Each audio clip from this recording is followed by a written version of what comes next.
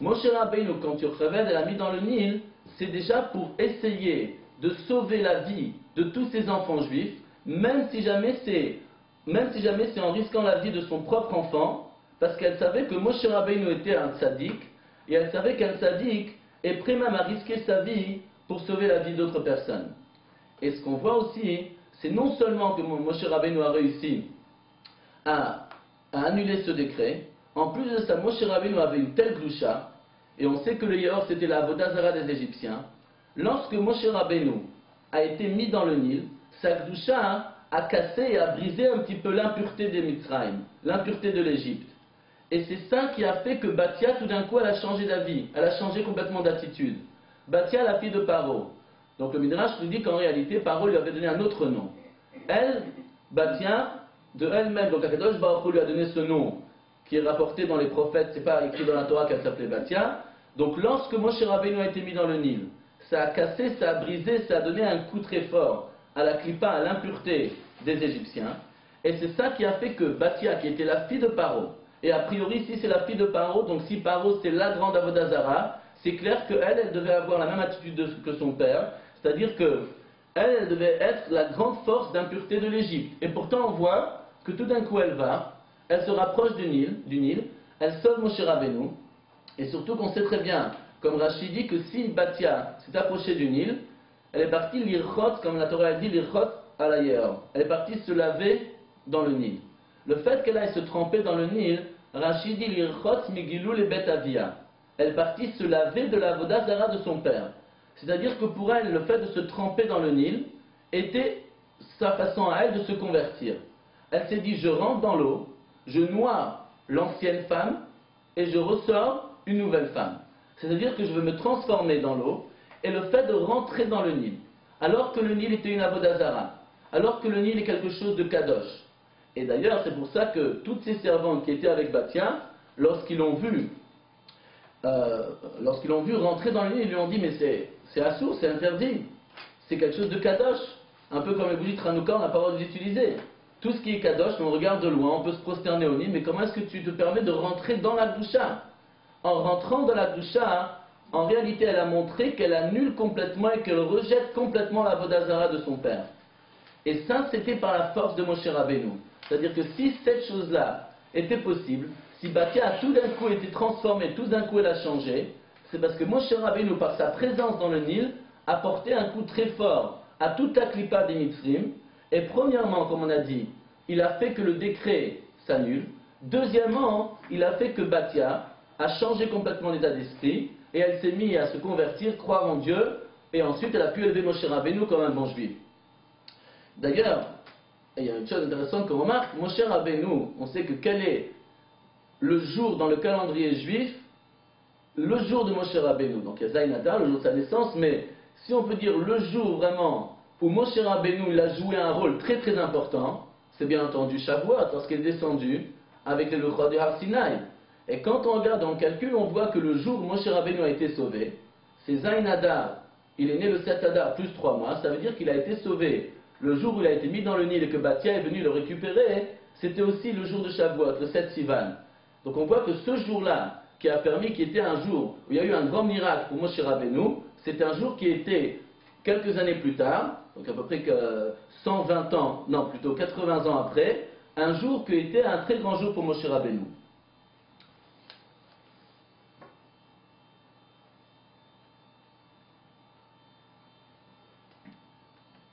Donc ce qu'on remarque ici, c'est que Moshe Rabbeinu, même déjà tout petit, ce qu'il a fait, c'était donner sa vie pour sauver non seulement spirituellement ses frères, mais aussi matériellement. Et comme on a dit tout à l'heure, ce qu'on voit ici d'intéressant, c'est que Moshe Rabbeinu a risqué sa vie, pas seulement pour sauver les enfants juifs, mais aussi pour sauver les enfants non juifs. Puisque le décret était un décret qui était non seulement contre les Bnei Israël, mais aussi contre les Mitzrim. Parce que comme le Midrash nous dit, les astrologues ne savaient pas très bien si Moshe Rabbeinu, celui qui allait sauver les Bnei Israël, faisait partie des Juifs ou des Égyptiens. Pourquoi ils ne savaient pas exactement? Puisqu'il a été élevé par la fille de Paro, donc ils ont vu un peu flou dans les étoiles, ils n'ont pas su comprendre s'il était juif ou pas. Donc ils ont dit on tue tout le monde, comme ça on est tranquille. Lorsque Moshe Rabbeinu a été dans le Nil, en réalité par sa présence dans le Nil, il a sauvé les Juifs, mais aussi les Goïms. On voit ici que le rôle d'un tzaddik est non seulement d'aider matériellement et spirituellement d'autres Bnei Israël, mais le rôle d'un tzaddik est aussi d'aider même des Goïms.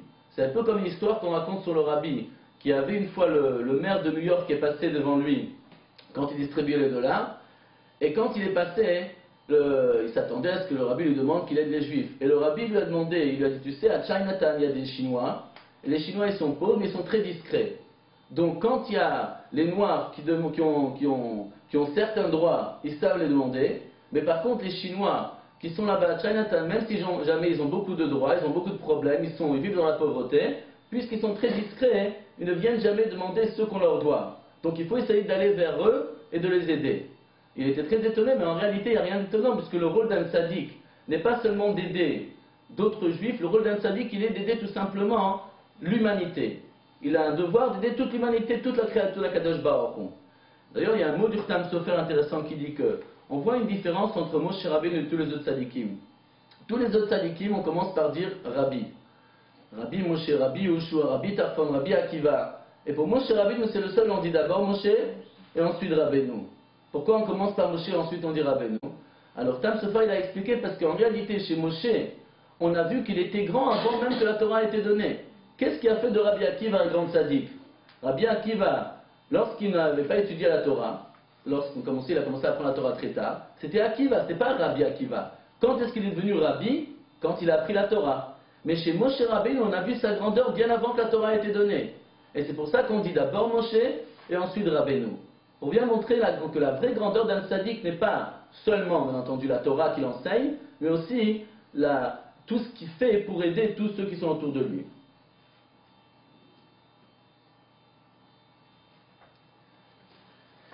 D'après ça, d'après ce qu'on vient de dire, on peut revenir et on va mieux comprendre maintenant pourquoi est-ce que la Torah, quand elle retrace toute la vie de Moshe Rabbeinu, qui est resté en Égypte, qui était donc en Égypte avant que Dieu lui demande de libérer les Bnei Israël, Moshe Rabbeinu avait 80 ans quand Dieu est venu lui demander de sortir les Bnei Israël de l'exil.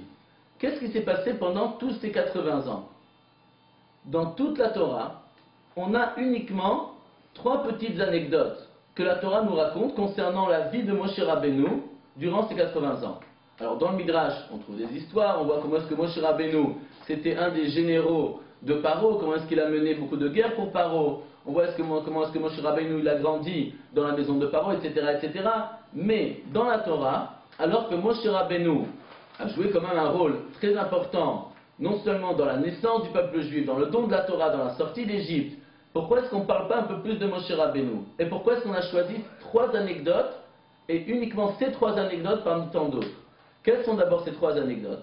La première chose qu'on voit, c'est que Moshe Rabbeinu, quand il est sorti, le Midrash dit c'est quand il avait 20 ans, Vaïgdalaïch, quand il a grandi, c'est-à-dire il avait 20 ans, et quand il a eu 20 ans, il a décidé de sortir, aller visiter un petit peu ses frères, et voir comment est-ce qu'ils vont. Ses frères, ils savaient que c'était des esclaves, ils savaient qu'il était juif. Donc lorsque Moshe Rabbeinu se promène un petit peu parmi les Bnei Israël qui sont persécutés par les Mitzrim comme la Torah nous le raconte, alors la Torah nous dit comment est-ce que Vayar Ish Mitzri, Make Ish Ivri Me'echav. Il a vu tout d'un coup Moshe Rabbeinu comment un Égyptien était en train de frapper un de ses frères. Alors l'attitude de Moshe Rabbeinu, elle aurait pu être une attitude très simple. Ça fait 20 ans qu'il est en train de se cacher. Moshe Rabbeinu vivait caché, c'est-à-dire qui n'a jamais dévoilé à toute la maison et à tout le royaume de Paro qu'il était juif. Il a dit à personne. Il y avait lui, Batia, Paro qui le savait, mais les autres ne le savaient pas. Alors si jamais Moshe Rabbeinu voulait continuer à vivre caché, il savait très bien qu'est-ce qu'il risquait si jamais il allait intervenir quand il voit un Mitri qui était un policier nommé par Paro en train de frapper un juif. Il savait très bien qu'est-ce qu'il risque s'il intervient. Donc l'attitude d'un homme simple aurait été de se dire: je préfère ne pas risquer ma vie, c'est pas grave si l'autre reçoit quelques coups, mais moi je vais continuer mon chemin. Peut-être que j'aurai un rôle plus important à jouer un peu plus tard. Et souvent on trouve des excuses pour ne pas intervenir, on se dit si j'interviens c'est dangereux, je préfère rester en dehors de cette histoire, et ensuite pouvoir intervenir de plus tard ou de plus loin. Et on voit bien que l'attitude de Moshe Rabbeinu, ce Vayach et Amitri va être au Bachol. Il a immédiatement tué cet Égyptien, et il l'a enterré, en sachant qu'il est très possible que quelqu'un l'ait vu, et qu'ensuite, si jamais quelqu'un l'a vu, il sera obligé de se sauver, il est devant un très grand danger. Et pourtant, Moshe Rabbeinu n'a pas hésité un instant pour intervenir. La deuxième anecdote qu'on voit au sujet de Moshe Rabbeinu, qui était le lendemain, parce que la Torah dit Vayet c'est Bayom Hasheni, donc c'était 2 jours de suite. Le lendemain, Moshe Rabbeinu il sort et il voit Shnei Anashim Ivrim Nitzim, deux hommes juifs qui sont en train de se disputer. Rashi dit qui étaient ces 2 hommes? C'était Datan et Aviram. Donc 2 très grands Réchaïm. Non seulement des Réchaïm, il y a des fois des Réchaïm très calmes qui restent chez eux à la maison. Donc ça c'est les grands Réchaïm, ils ne nous dérangent pas tellement. Mais Datan et Aviram c'est non seulement des grands Réchaïm, mais quand dans la Gemara on veut décrire le plus grand rachat qui puisse être, eh ben on décrit quelqu'un qui est à Baal Marloquet, quelqu'un qui se dispute, quelqu'un qui pousse et qui amène avec lui tout un peuple pour faire des marloquettes, pour faire des avérotes, comme on dit choté ou marti et arabim, quelqu'un qui fait des fautes et qui fait fauter les autres, ça c'est le plus grave. Il savait Moshe Rabbeinu qu'en face de lui il avait Datan et Aviram, qui ne font que des avérotes et ils poussent beaucoup d'autres juifs à faire des avérotes. Moshe Rabbeinu savait certainement aussi ce qui allait se passer quelques années plus tard, lorsque Datan et Aviram ont fait toute l'histoire avec Korach, et à cause de ça il y a eu donc tout ce décret, il y a eu tant de juifs qui ont été tués. Et Moshe Rabbeinu voit 2 grands Réchaïm qui se disputent. Alors là, on aurait pu se dire, Moshe Rabbeinu voit 2 Réchaïm qui se disputent, il aurait pu se dire, ce sont 2 Réchaïm, ils sont en train de se battre, qui se battent, moi je continue. De toute manière, ce ne sont pas des tzadikim, ce n'est pas des innocents, eh bien qu'ils fassent leur affaire entre eux et c'est tout. Et pourtant, on voit que Moshe Rabbeinu il décide d'intervenir. C'est-à-dire qu'il voit 2 Réchaïm, et même s'il voit 2 Réchaïm qui sont en train de se battre, il ne va pas rester à l'extérieur, mais il va obligatoirement aller vers eux pour essayer de les aider matériellement, les aider spirituellement. Il lui dit Racha lama takerecha, pourquoi tu frappes, c'est-à-dire qu'il n'est pas en train de le sauver matériellement, il est en train d'essayer de lui expliquer pourquoi est-ce qu'il ne faut pas taper, pourquoi est-ce que c'est une avéra. Donc on voit encore une fois l'attitude de Moshe, qui décide de ne pas rester en arrière, et d'aller de l'avant, et d'essayer d'aider les autres, même s'il savait que ça peut avoir de graves conséquences. Et d'ailleurs, la conséquence, la Torah elle a dit immédiatement que tout de suite, ils lui ont répondu alors, est-ce que tu veux me tuer comme tu as tué hier l'Égyptien? Et là, Moshe Rabbeinu a dit la chose est sue, et il était obligé de se sauver. Et il a presque été tué par Paro. Moshe Rabbeinu savait les risques qu'il courait, et pourtant il n'a pas hésité d'intervenir pour aider, et même un très très grand rachat. Et enfin, la troisième anecdote qu'on voit au sujet de Moshe Rabbeinu dans la Torah, c'est celle où on nous dit que lorsque Moshe Rabbeinu s'est sauvé, et il est arrivé à Midian, et à Midian, dès qu'il arrive à Midian, qu'est-ce qu'il voit? Il voit les 7 filles de Yitro, qui sont en train d'essayer, non seulement essayer, mais elles sont parties, elles ont puisé de l'eau pour donner à boire à leurs troupeaux. Et là, c'est marqué que tous les bergers se sont mis à les repousser, à les renvoyer, ils ont voulu les chasser. Vayakam Moshe Vayoshian, Vayashketsonam. Moshe Rabbeinu se lève, Vayoshian il les sauve. Le Midrash dit même qu'ils les ont jetés dans l'eau, il a dû les sortir de l'eau pour les sauver de la noyade. Et Vayashketzonan, il donne à boire à leurs troupeaux. Donc là aussi, Moshe Rabbeinu arrive dans un pays étranger. La première chose qu'on fait en général quand on arrive quelque part où on ne connaît personne, c'est on se met dans un coin. Ça c'est la tactique la plus sûre. On se met dans un coin, on observe durant un certain temps, on n'intervient pas, on ne prend pas de risque. Et ensuite, une fois qu'on a vu un peu le comportement des gens, une fois qu'on voit qui est bon, qui est mauvais, là on peut intervenir. Là, Moshe Rabbeinu il arrive, la première chose qu'il fait, c'est de se battre avec je ne sais combien de bergers pour sauver cette fille qui était en train d'être frappée. Alors qu'il savait que ce n'était pas des juifs, alors qu'il savait qu'il ne les connaissait pas du tout.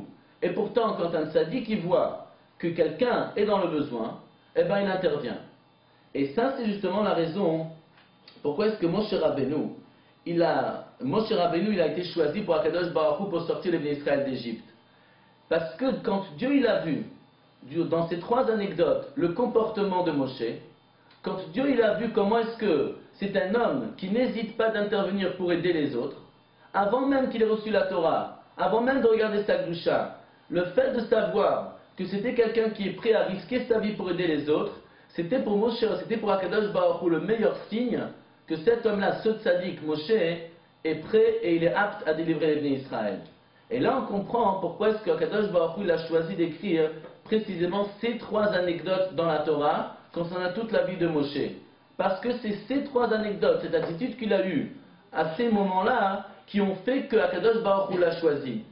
Donc, c'est peut-être seulement 3 petites histoires, mais c'est des histoires